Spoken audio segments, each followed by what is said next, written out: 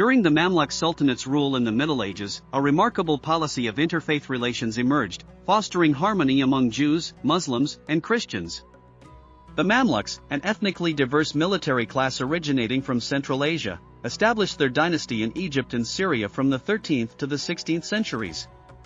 Their approach to religious diversity was nuanced, reflecting a pragmatic understanding of governance and an appreciation for the cultural and religious mosaic of their realm.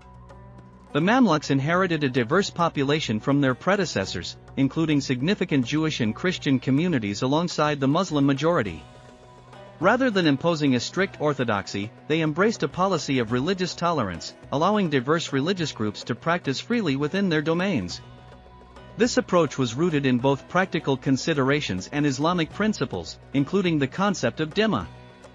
Dhimma granted protected status to non-Muslims in exchange for loyalty and payment of the jizya tax.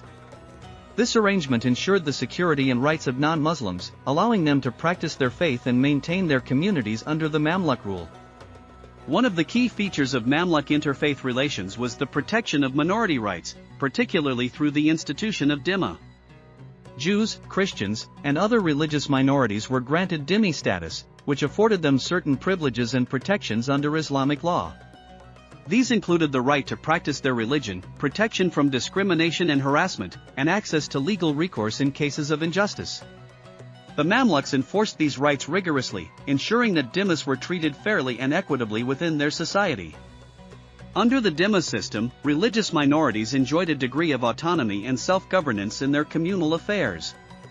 Jewish and Christian communities were allowed to administer their own legal systems based on their religious laws, known respectively as halakha and canon law. They also maintained control over their religious institutions, such as synagogues and churches, and were responsible for collecting and managing their own taxes. This autonomy fostered a sense of communal cohesion and identity among minority groups, allowing them to preserve their cultural and religious traditions over generations. The Mamluk period witnessed a flourishing of cultural exchange and intellectual dialogue among different religious and ethnic communities. Scholars from diverse backgrounds congregated in centers of learning such as Cairo, engaging in scholarly pursuits and exchanging ideas across religious boundaries. Jewish and Christian intellectuals made significant contributions to the intellectual life of the Mamluk court, translating Greek, Latin, and Hebrew texts into Arabic and vice versa. This cultural exchange enriched the intellectual heritage of the Mamluk Sultanate and contributed to the development of a cosmopolitan society. The Mamluks recognized the importance of maintaining diplomatic relations with neighboring Christian states, such as the Byzantine Empire and the Crusader states. Diplomatic missions were conducted regularly, facilitating trade, alliances, and cultural exchange. Despite occasional conflicts, the Mamluks sought to negotiate peaceful coexistence with their Christian neighbors, recognizing the mutual benefits of cooperation in trade. These diplomatic efforts helped to mitigate tensions and promote stability in the region, fostering an environment conducive to interfaith harmony and cooperation. While the Mamluks promoted religious tolerance and interfaith harmony, their rule was not without challenges and conflicts. Periodic outbreaks of violence and persecution occurred, often instigated by external factors such as Crusader invasions or internal political instability. Additionally, tensions sometimes arose between religious communities, fueled by economic competition, social inequality, or ideological differences. However, overall, the Mamluk Sultanate maintained a relatively peaceful and stable coexistence among religious groups compared to many other medieval societies. The Mamluk approach to interfaith relations offers valuable lessons for contemporary societies grappling with religious diversity and coexistence. By prioritizing religious tolerance, protection of minority rights, cultural exchange, and diplomatic engagement, the Mamluks demonstrated a pragmatic and inclusive model of governance that promoted harmony among Jews, Muslims, Christians, and other religious groups. Their legacy reminds us of the importance of dialogue, mutual respect, and cooperation in building a pluralistic and harmonious society. The Mamluk Sultanate's policy of interfaith relations, grounded in the principles of dhimma and religious tolerance, stands as a testament to the possibility of fostering harmony among diverse religious communities. Through the protection of minority rights, promotion of cultural exchange, and engagement in interfaith diplomacy, the Mamluks created an environment where Jews, Muslims, Christians, and other religious groups could coexist and thrive.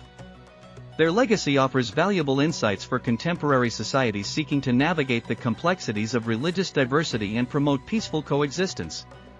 The Mongol invasion of the Middle East in the 13th century significantly impacted the Mamluk Sultanate and its interfaith relations.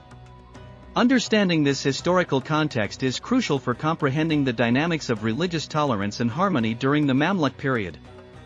In the early 13th century, the Mongol Empire, under the leadership of Genghis Khan and his successors, embarked on a series of military campaigns to expand their territory. By the mid-13th century, the Mongols had conquered vast regions of Asia, including Persia and Central Asia, and posed a significant threat to neighboring states, including the Abbasid Caliphate and the Seljuk Sultanate of Rum. The Mongol invasion of the Middle East had far-reaching consequences for the region's political landscape. In 1258, the Mongols captured Baghdad, the capital of the Abbasid Caliphate, and effectively ended the caliphate's political power. This event marked the beginning of Mongol rule over Mesopotamia and Persia, ushering in a period of political fragmentation and instability in the region. The Mongol invasion posed a direct threat to the Mamluk Sultanate, which controlled Egypt and Syria at the time. The Mamluks faced the prospect of Mongol incursions into their territories, which could potentially destabilize their rule and disrupt interfaith relations. Moreover, the Mongols' reputation for brutality and destruction instilled fear among the populace, exacerbating tensions and anxieties within Mamluk society. Despite the challenges posed by the Mongol invasion, the Mamluks managed to resist Mongol incursions and maintain their independence. Sultan Qutuz and his successor, Baybars, adopted a combination of military tactics and diplomatic maneuvering to counter the Mongol threat. They formed alliances with neighboring states, such as the Ilkhanate in Persia and the Armenian Kingdom of Cilicia, to bolster their defenses and repel Mongol advances. The Mongol invasion had complex implications for interfaith relations in the Middle East. While the immediate focus was on repelling the Mongol threat, the invasion also highlighted the need for solidarity and cooperation among religious communities. Jews, Christians, and Muslims alike faced the common enemy of the Mongols, prompting a degree of interfaith collaboration and unity in the face of adversity. The Mongol invasion left a lasting imprint on the Middle East, shaping its political, social, and cultural landscape for centuries to come. While the immediate impact was characterized by destruction and upheaval, the invasion also facilitated the exchange of ideas and technologies between East and West, contributing to the region's cultural diversity and intellectual development. The Mongol invasion of the Middle East presented a significant challenge to the Mamluk Sultanate and its policy of interfaith relations. Despite the threat posed by the Mongols, the Mamluks managed to maintain their independence and preserve religious harmony within their territories. The invasion underscored the importance of solidarity and cooperation among religious communities in the face of external threats, leaving a lasting legacy that shaped the region's history for centuries.